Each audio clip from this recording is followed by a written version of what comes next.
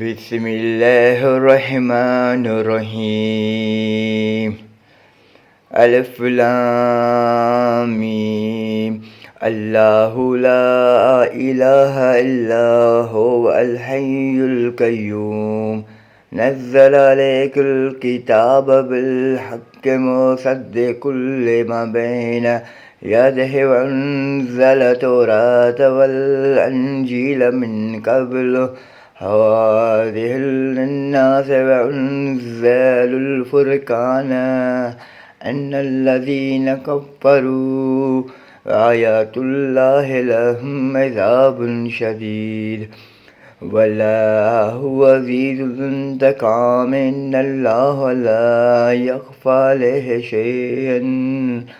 والأرض ولا في السماء هو الذي يصوركم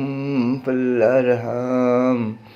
كيف يشاء لا إله إلا هو العزيز الحكيم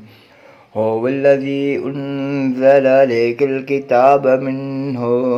آيات محكمات من الكتاب وأخر متشابهات فأما الذين في قلوبهم زيغ فيتبعون ما شاء منه واتبعوا